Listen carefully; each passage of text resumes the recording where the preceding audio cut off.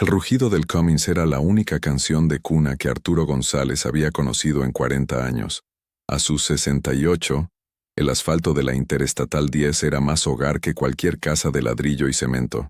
Su Kenworth, el valiente, olía a café rancio, a diésel y a la leve nostalgia del tabaco que había dejado hacía una década. Eran las 3 de la mañana, en ese tramo de Texas que llaman el Gran Vacío, un purgatorio de mezquite y sombras largas entre Van Horn y Fort Stockton. Arturo pensaba en la jubilación, pensaba en su 401k, que se sentía tan flaco como un perro callejero después de la última crisis. Pensaba en su hijo, Javier, en Houston, un hombre que medía el éxito en pies cuadrados de oficina, y en el silencio de su BMW Serie 7, un hijo que apenas lo llamaba. La vida es un flete largo, mijo, solía decirle a Javier cuando era niño. A veces la carga es pesada y el camino es gacho, pero hay que seguir dándole. No hay de otra. Ahora, Arturo sentía que estaba llegando al final de la ruta, con la bitácora casi llena y poco que mostrar, salvo millas. Fue entonces cuando la vio. No fue una aparición gradual, fue un golpe de realidad en medio de la hipnosis de la carretera. Una figura de pie justo al borde del acotamiento, donde la luz de sus faros se comía la oscuridad. Era una mujer, una anciana, encorvada, con un rebozo oscuro que el viento del desierto azotaba con violencia. Arturo frenó de golpe. El Kenworth protestó con un chirrido metálico que desgarró la noche. Se detuvo a 100 metros de ella. Por el retrovisor la vio inmóvil. Híjole, qué diablos. Su corazón, acostumbrado al ritmo constante del motor, ahora latía con la prisa de un novato. Puso las intermitentes, agarró su linterna Maglite más pesada y bajó de la cabina. El silencio del desierto lo golpeó, frío y absoluto. Caminó hacia ella, la luz de la linterna cortando la negrura. No era un fantasma. Era de carne y hueso, pero sus ojos parecían contener todo el polvo de ese desierto. Estaba arrugada como una pasa, la piel curtida por un sol que no era de este siglo. Señora, ¿está usted bien? ¿Qué hace aquí? No hay nada en 50 millas. La mujer levantó la cabeza. Su voz fue como el crujido de hojas secas. Te estaban esperando, Arturo González. Arturo se congeló. El aire se le atoró en el pecho. Nadie lo llamaba Arturo González desde que su esposa vivía.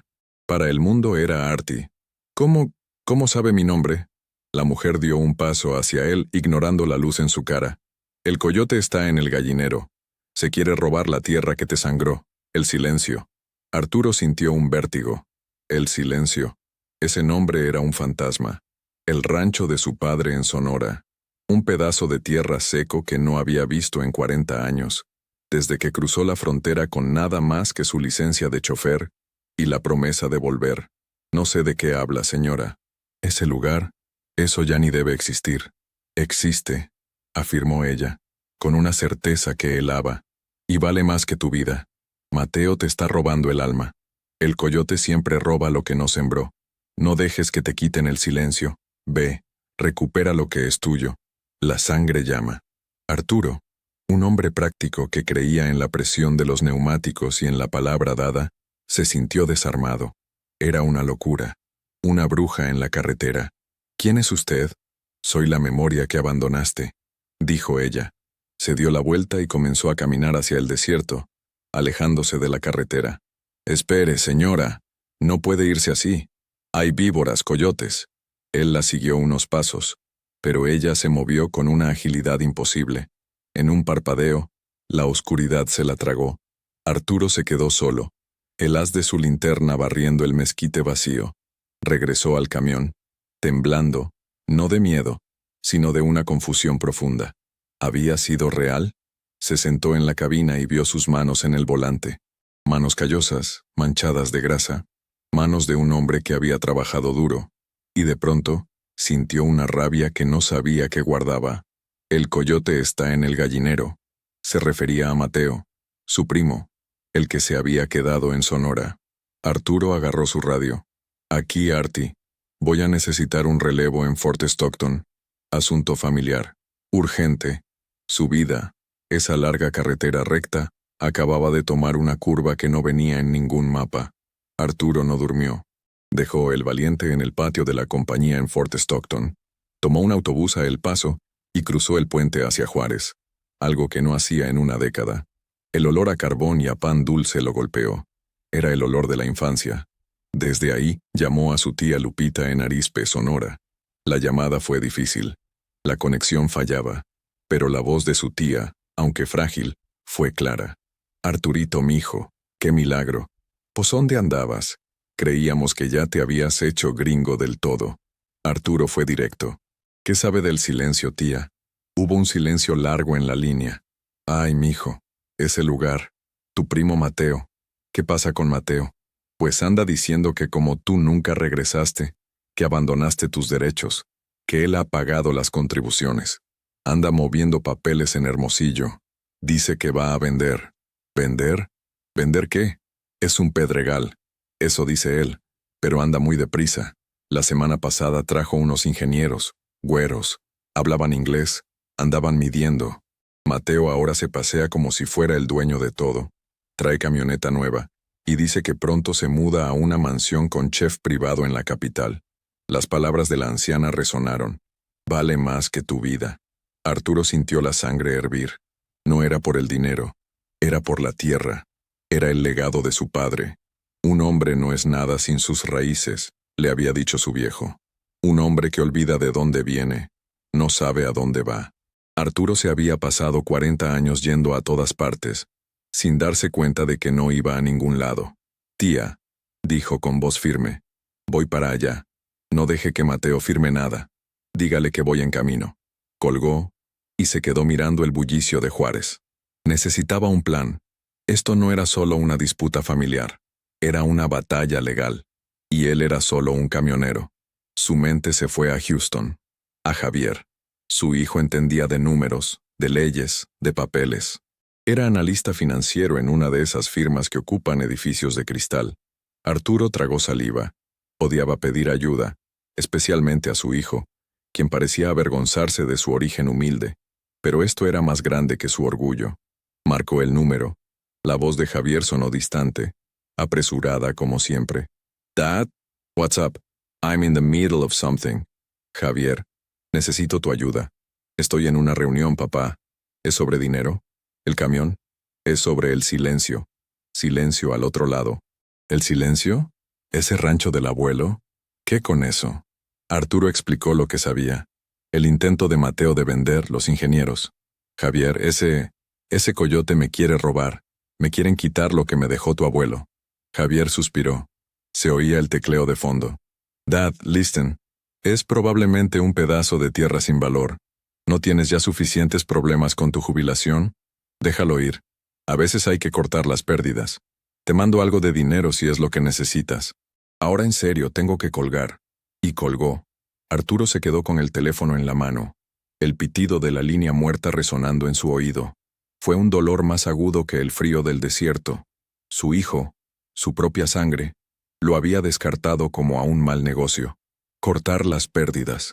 Arturo apretó el teléfono. No, mijo. Susurró al teléfono muerto. Hay cosas que no se venden. Hay cosas por las que se pelea. Decidió en ese instante que lo haría solo. Javier y su mundo de cristal se podían quedar en Houston. Arturo González iba a pelear por su tierra. El viaje a Arizpe fue largo, un peregrinaje al pasado. Tomó un autobús de línea que olía a humanidad y a naranjas. Cada parada, cada pueblo, le traía recuerdos. Veía los rostros de la gente, curtidos y amables, y se daba cuenta de cuánto había extrañado esa calidez, esa conexión que no existía en las paradas de camiones de la I-10. Recordó a la anciana. ¿Quién era? ¿Una bruja? ¿Un ángel?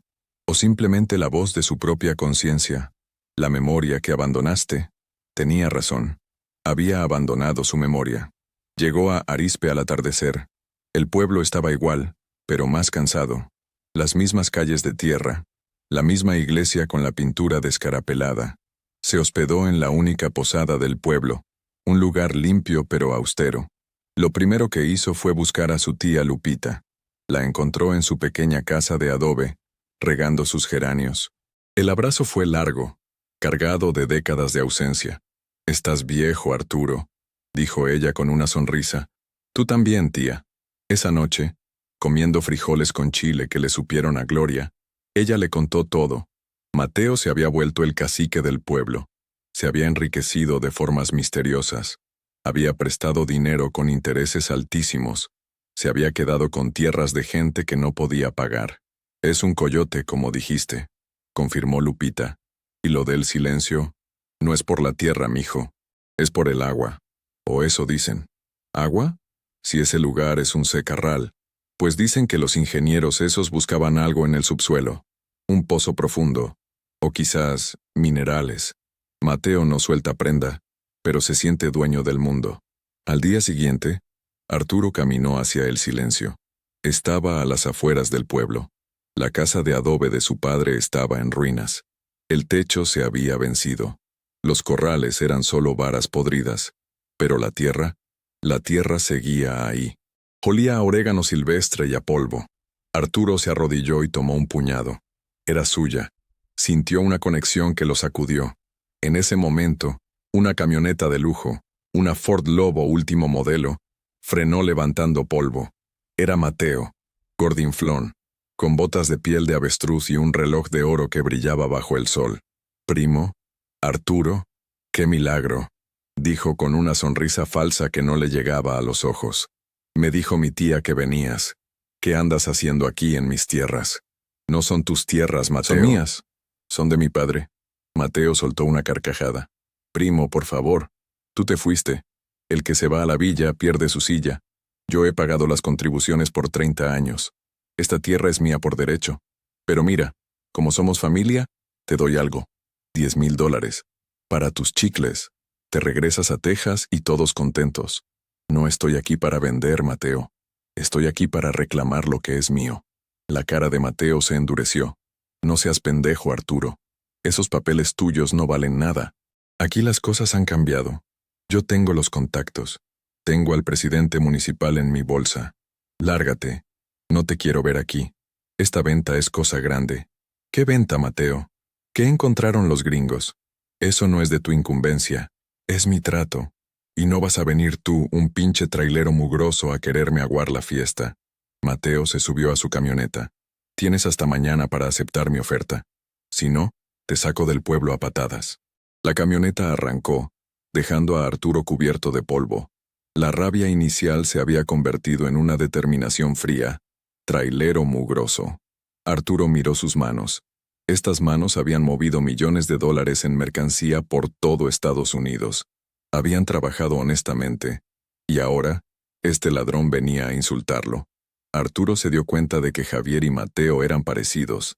Ambos veían el mundo solo en términos de ganancias y pérdidas. Arturo regresó al pueblo. Sabía que no podía ganar esto con gritos. Necesitaba un abogado. Pero ¿quién en Arizpe se enfrentaría a Mateo? Tía Lupita le dio una idea. Hay un licenciado en Hermosillo. Viejo, pero muy listo. Se llama Benjamín Salcido. Dicen que era de los buenos, pero se retiró aquí en el pueblo de su esposa, en Ures. Quizás él te pueda aconsejar. Arturo tomó otro autobús a Ures. Encontró a Benjamín en una pequeña oficina sobre una farmacia. Era un hombre de 70 y tantos, con lentes gruesos y un traje que le quedaba grande. Escuchó a Arturo con paciencia, sin interrumpir. Cuando Arturo terminó, Benjamín se reclinó. Mateo, sí, he oído de él. Un pez gordo en un estanque chico. Lo que él está haciendo se llama despojo por prescripción adquisitiva de mala fe. Él alega que cuidó la tierra, pero sabía que tenía dueño.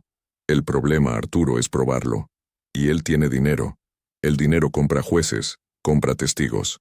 Yo tengo los papeles originales de mi padre, dijo Arturo. Eso ayuda. Pero él tiene 30 años de recibos de impuestos. Es tu palabra contra la de él. Y tú eres el ausente. Arturo sintió un nudo en el estómago. ¿Entonces no hay nada que hacer? Benjamín lo miró por encima de los lentes. No dije eso. Dije que era difícil. Pero a mí, los casos difíciles son los que me gustan. Ya estoy muy viejo para aburrirme. El abogado le explicó que necesitaban algo más. Necesitaban probar que Mateo actuaba con dolo, con intención de robar, y necesitaban saber qué era lo que realmente estaba vendiendo. Si es una mina, como sospechamos, La venta no es solo de la tierra, es de los derechos de explotación, y eso vale millones, muchos millones. Arturo pensó en los $10,000 que Mateo le ofreció. Una burla. Vamos a necesitar investigar, Arturo, y eso cuesta. Necesitamos un investigador privado en Hermosillo, revisar el registro público de la propiedad, buscar permisos de exploración minera. Esto va a costar una lana. Arturo pensó en sus ahorros, en su flaco 401k. Todo lo que tenía era para su jubilación. Miró al licenciado. Haga lo que tenga que hacer, use lo que necesite. No voy a dejar que ese coyote se salga con la suya. Benjamín sonrió. Me gusta tu estilo, camionero. Muy bien, manos a la obra. Arturo regresó a Arizpe sintiéndose más ligero. Por primera vez en años tenía un propósito definido. No estaba solo moviendo carga, estaba moviendo su destino. Esa noche, mientras intentaba dormir en la posada, pensó en la anciana. ¿Cómo sabía ella? ¿Doña Elara? Preguntó a su tía a la mañana siguiente. Le decían la bruja de la carretera. ¿La conociste? Tía Lupita se persignó. Ave María Purísima. ¿Elara? Claro que la conocí. Era la curandera del pueblo. Vivía en el silencio. Tu papá la dejaba vivir ahí, a cambio de que cuidara el lugar. Cuando tu padre murió, Mateo la corrió. La echó a la calle como a un perro. La pobre mujer se fue a vivir a una casucha cerca de la carretera. Murió el invierno pasado, sola y de frío. Arturo sintió un escalofrío que le recorrió la espalda. ¿Murió el invierno pasado? Sí, pobrecita. Decía que los espíritus de la tierra la cuidaban. Decía que el rancho la llamaba. Arturo entendió. La mujer que vio en la carretera no era una mujer, era un eco. Era la memoria de la tierra misma pidiendo justicia. Mientras Benjamín movía sus piezas en Hermosillo, Arturo decidió hacer su propia investigación en Arizpe. Habló con la gente. Al principio, nadie quería soltar prenda. El miedo a Mateo era palpable. Pero Arturo no era un extraño. Era el hijo de don Elías González, un hombre que había sido muy respetado. Poco a poco, con paciencia, la gente comenzó a hablar. Un viejo campesino le contó cómo Mateo le había prestado dinero para semillas y luego, con las sequías, le había quitado su parcela. Otro le contó cómo los ingenieros de Mateo habían cerrado el acceso a un arroyo que la gente usaba. Ese hombre se cree Dios, le dijeron. Arturo documentó todo. Cada historia, cada injusticia, no eran solo notas, eran testimonios de la codicia de su primo. Pasó una semana. La tensión en el pueblo crecía. Mateo lo observaba desde lejos enviando a sus matones a intimidarlo. Pero Arturo, acostumbrado a lidiar con tipos rudos en las fronteras, no se amilanó. Entonces, Benjamín llamó. Bingo, Arturo. Lo encontramos. No es una mina de oro, es algo mejor. Litio. El oro blanco. Hay un yacimiento enorme debajo de El Silencio. Una compañía canadiense, Northern Lithium, está detrás de todo. Tienen un precontrato con Mateo por $20 millones. Él les dijo que era el único heredero. 20 millones. Arturo casi suelta el teléfono. Pero hay más, dijo Benjamín. Revisé los registros. Mateo no solo pagó los impuestos, falsificó tu firma en un documento de cesión de derechos hace 10 años. Usó a un notario corrupto que ya murió. Eso, Arturo, no es solo despojo, es fraude, es un delito federal. Arturo sintió una oleada de claridad. Ahora tenían el arma. Voy para Hermosillo, dijo. Pero antes de irse, decidió hacer una llamada más. A Houston. Esta vez Javier contestó al primer tono. Dad, I was worried. ¿No has llamado? Estoy en Sonora, Javier, y necesito que escuches. No como mi hijo, sino como el analista financiero que eres. Arturo le explicó todo. El litio, los 20 millones, el fraude. El silencio al otro lado de la línea fue diferente esta vez. No era aburrimiento, era concentración. 20 millones, repitió Javier. Northern Lithium. Los conozco. Están en la bolsa de Toronto. Sus acciones han subido un 30% este mes por nuevas adquisiciones en México. Hijos de... De pronto, el tono de Javier cambió. Dad, ¿quién es tu abogado? ¿Es local? Se llama Benjamín Salcido. Es de Ures. Ok, Dad, no firmes nada. No hables con Mateo. Voy para allá. ¿Qué? Javier, no tienes que... No, sí tengo. Ese dinero, esa cantidad. Mateo no está jugando. Y si los canadienses se enteran de que el trato es fraudulento, pueden pasar cosas malas. Necesitas protección. Y necesitas un abogado corporativo que hable su idioma. Voy a tomar el jet de la compañía. Arturo se sorprendió. ¿Jet? Estoy en camino. Mándame la ubicación. Y papá, ten cuidado. La llamada se cortó. Arturo se quedó pensando. Jet de la compañía. Su hijo, el que no quería saber nada de un pedregal, ahora venía en un jet privado. ¿Era por el dinero? ¿O era algo más? Javier llegó a Hermosillo en menos de 6 horas. Arturo lo vio bajar del pequeño Learjet en el aeropuerto privado y apenas lo reconoció. No era el niño que recordaba, ni el joven estresado del teléfono. Era un hombre de negocios. Traía un traje caro, sin corbata, y un portafolio de piel. Lo acompañaba una mujer joven de aspecto formidable. «Papá», dijo Javier, abrazándolo torpemente. El abrazo se sintió extraño pero real. «Ella es Sandra. Es la mejor abogada de litigio de mi firma. La traje por si acaso». Arturo saludó a Sandra. Luego miró a su hijo. «¿Por qué, Javier?» «Pensé que esto era... cortar las pérdidas». Javier lo miró a los ojos. Había algo en su mirada que Arturo no había visto antes. Vergüenza. «Cuando llamaste la primera vez, papá, estaba en una reunión terrible. Mi jefe acababa de tener un problema. Tuvieron que llevarlo de emergencia a una clínica especializada en Houston, una de esas que cuestan más que mi salario anual. Y yo estaba pensando en mis propios bonos. Fui un imbécil». Hizo una pausa. «Cuando me dijiste lo del litio, investigué a Northern Lithium. Están jugando sucio. Están usando a Mateo para conseguir la tierra a precio de regalo, sabiendo que el título está manchado. Y luego, investigué el silencio.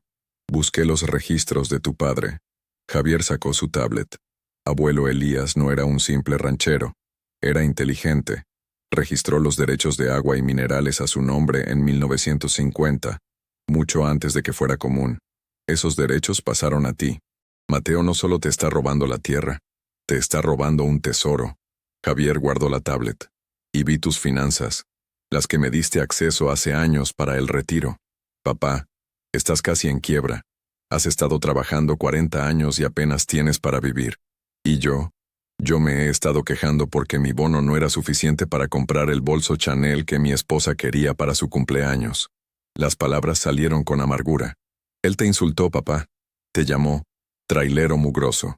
Lo oí por el teléfono cuando hablé con Benjamín. Nadie le dice eso a mi padre. El equipo se formó. Benjamín, el sabio abogado local. Javier, el tiburón financiero. Y Sandra, la litigante implacable. Se reunieron en la oficina de Benjamín. Arturo se sintió como un observador en su propia vida, viendo a estos profesionales de alto nivel diseñar una estrategia. «No vamos a demandar a Mateo todavía», dijo Sandra. «Vamos a demandar a Northern Lithium, en Estados Unidos, por interferencia tortuosa de contrato y conspiración para cometer fraude. Javier, tú tienes la evidencia de que sabían del título nublado». Javier asintió. «Vamos a congelar sus activos. Y vamos a notificar a la Bolsa de Toronto». Benjamín sonrió. «Y mientras ustedes los aprietan por el norte, yo presento la denuncia penal por fraude y falsificación aquí. Mateo se quedará sin amigos muy rápido». Arturo escuchaba, impresionado. Esto era planeación, era estrategia, era el poder del pensamiento organizado, algo sobre lo que había leído en esos libros de autoayuda en las paradas de camiones, libros como los de Napoleon Hill. «Un objetivo definido, un plan y acción persistente», murmuró. «¿Qué dijiste, papá?», preguntó Javier. «Nada, mijo. Solo que me alegro de que estés aquí». La ofensiva fue brutal y precisa. Sandra interpuso la demanda en Delaware, donde Northern Lithium tenía una sociedad fantasma. Javier filtró la información sobre la inestabilidad del título de propiedad a sus contactos en Wall Street y Bay Street. Las acciones de Northern Lithium cayeron un 12% en un día. El pánico se apoderó de la compañía canadiense. Al mismo tiempo, en Sonora, Benjamín presentó la denuncia penal contra Mateo, con la evidencia de la firma falsificada y los testimonios que Arturo había recopilado. La policía estatal, oliendo un caso federal y la presión de los estadounidenses, arrestó a Mateo en su lujosa camioneta.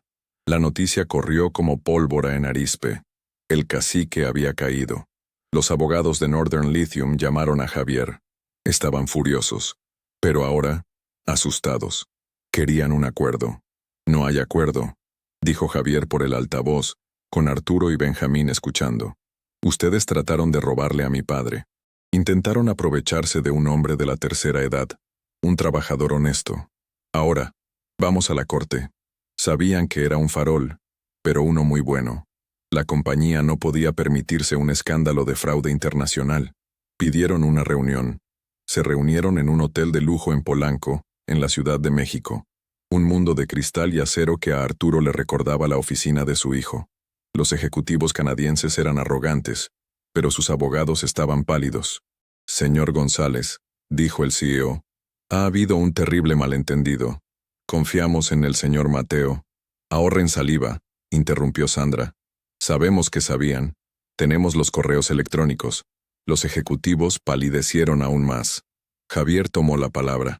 Aquí está la oferta. Ustedes anulan el contrato con Mateo. Él se pudrirá en la cárcel por fraude. Ustedes negociarán un nuevo contrato de arrendamiento de derechos mineros con el verdadero dueño, Arturo González. El precio no será de 20 millones.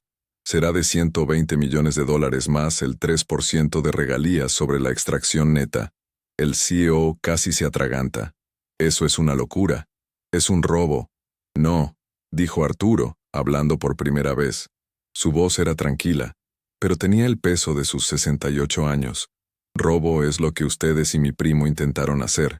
Robo es correr a una anciana de su casa para que muera de frío en el desierto. Robo es ofrecerle $10,000 a un hombre por el legado de su padre. Lo mío es justicia. Javier lo miró con orgullo. Los abogados canadienses susurraron entre ellos. Sabían que estaban atrapados. Si iban a juicio, perderían los derechos del litio por completo y enfrentarían cargos. Aceptaron. El polvo se asentó. Mateo fue condenado. Sus bienes fueron embargados para pagar a la gente a la que había estafado en Arizpe. La vida de Arturo González cambió para siempre, pero no de la forma que él esperaba. El dinero llegó, una cantidad que no podía comprender. Su cuenta bancaria, antes flaca, ahora tenía tantos ceros que parecía un error. Pero Arturo no se compró un BMW. No se mudó a Houston. Regresó a Arizpe. Usó una parte del dinero para reconstruir el silencio, no como una mansión, sino como la casa que su padre había amado. Fuerte, de adobe, con un patio lleno de flores. Creó una fundación en nombre de su padre y de doña Elara, la bruja que le había salvado el alma. La fundación dio becas a los niños del pueblo, construyó una clínica y financió un sistema de pozos para los campesinos que Mateo había perjudicado. Arturo, el camionero, se convirtió en don Arturo, el patriarca. Javier cambió también. El dinero que ganó su padre le dio la libertad de dejar su trabajo de alta presión. Se dio cuenta de que había estado persiguiendo el éxito equivocado. Se unió a su padre en Sonora, no para administrar el dinero, sino para aprender de sus raíces. Empezó a invertir en proyectos de agricultura sostenible en la región, usando su conocimiento financiero para ayudar a la comunidad. La relación entre padre e hijo, rota por décadas de silencio y resentimiento, sanó bajo el sol de Sonora. A veces, Arturo conducía su vieja camioneta por la carretera al atardecer. Miraba el desierto, ahora verde en algunas partes gracias a los nuevos pozos. Pensaba en la noche que cambió su vida, en la anciana, la bruja, la mensajera. Se dio cuenta de que ella no le había advertido sobre un robo de tierra. Le había advertido sobre un robo de identidad. Había estado a punto de jubilarse como Artie, el camionero solitario, sin raíces y sin familia. Y ella le había recordado que él era Arturo González, hijo de Elías, dueño de El Silencio y padre de Javier. El dinero era solo una herramienta. La verdadera herencia era el legado, la familia y la justicia. Arturo finalmente había entendido la lección de su padre. Un hombre que olvida de dónde viene, no sabe a dónde va. Él, por fin, después de 40 años en la carretera, había llegado a casa. La celebración de la nueva fundación fue en El Silencio. Todo el pueblo estaba invitado. Había música, carne asada y alegría. Javier, como un regalo a su padre y al pueblo, había contratado a un chef privado de Hermosillo para que supervisara la comida, asegurándose de que nadie pasara hambre. Arturo, de pie en el porche de su casa reconstruida, miraba a la gente reír. Vio a Javier hablando animadamente con los campesinos, su traje caro reemplazado por vaqueros y botas. Vio a su tía Lupita, sentada como una reina, rodeada de niños. Arturo levantó su vaso de agua de Jamaica, no hacia la gente, sino hacia el desierto, hacia la carretera que se perdía en la distancia, hacia doña Elara. Gracias, susurró. Su vida había cambiado para siempre, no porque se hubiera vuelto rico, sino porque se había vuelto completo. La carretera ya no era su hogar, era solo el camino que lo había traído de vuelta. Gracias por llegar hasta el final de esta reflexión. Si estás leyendo esto, quiero que sepas que no estás solo. Ha sido un viaje largo, ¿verdad? Como el de Arturo. A veces la vida nos pone cargas pesadas, nos hace sentir que estamos solos en una carretera oscura. Ahora, te invito a un momento de calma.